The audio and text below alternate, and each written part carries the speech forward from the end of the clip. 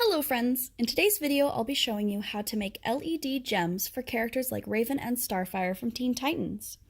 The materials list will be in the description down below. My method requires soldering, so if you're not comfortable soldering or don't want to buy the tools, you can pick up these fairy blimp lights, though you may run into the trouble of them not having the color you need. If this works for you, then skip ahead to the resin casting part of this tutorial.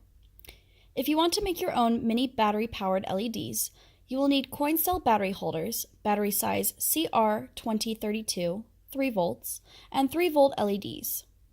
Get yourself a helping hand soldering arm. You'll need this for the resin part too.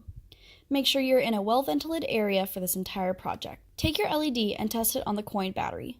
Remember, the long stem is the positive side and the shorter stem is the negative. The battery has a plus sign etched into the top to orient you. Always test your LEDs before proceeding, as sometimes you get a faulty or burnt LED. Once we set these in resin, they are not removable, so we want to be sure that they work.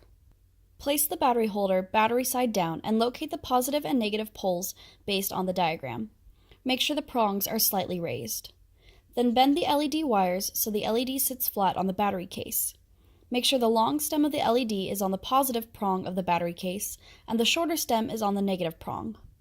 Then take your hot soldering iron, tap a bit of solder onto the tip until it melts, and then touch it to the prong and stem where we want to solder the two joints together.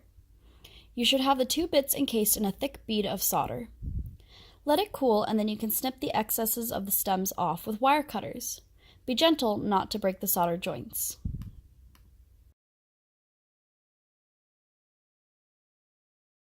Then place the LED with the bulb side down into the helping hands, and try your best to get it so the battery holder is just in line with what will be the surface of the gem. You'll want to get this fairly close before the resin goes in, because once the resin is in, it tends to act like quicksand and pull the LED in a bit more than you want, and if you fuss with the helping hands too much, it'll do just that. Now we're going to cast our resin gems. I'm using this silicone mold from Amazon, linked in the description down below. I recommend casting one gem at a time, as it's easier to properly set the LEDs this way. Fill however many gem molds you plan to cast with water, then carefully pour that into a disposable cup. Then split that water in half equally into another cup, and mark the water level with a marker. Then empty the water and wipe all the cups and molds very well. There cannot be any water, and try to be sure there is no dust or stray hairs either. Then take your 2-part resin fluids and pour part A into one cup to the line, and then part B into the other cup to the line. In one part, mix just a tiny bit of resin colorant. I used iron oxide I had from my makeup kits, but you could also use nail polish, a tiny bit of acrylic paint, or resin powders. You don't want too much color though, as these need to be slightly transparent so the LED can be seen. Once your colorant is thoroughly mixed, pour part A into part B and mix very well. Be sure to really scrape the sides of the cup and bottom.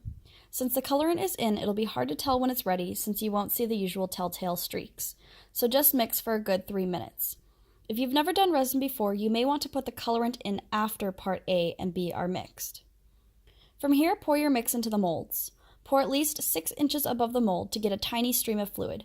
This makes air bubbles less likely to form. This resin is pretty good about degassing itself, but I still go in with a straw and blow out the bubbles to be safe.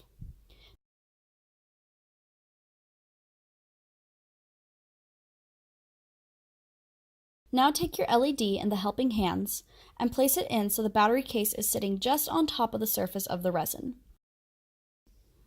Once it's sitting on the surface of the gem, let it cure for 24 hours. The next day you can pull it out and test your awesome gem.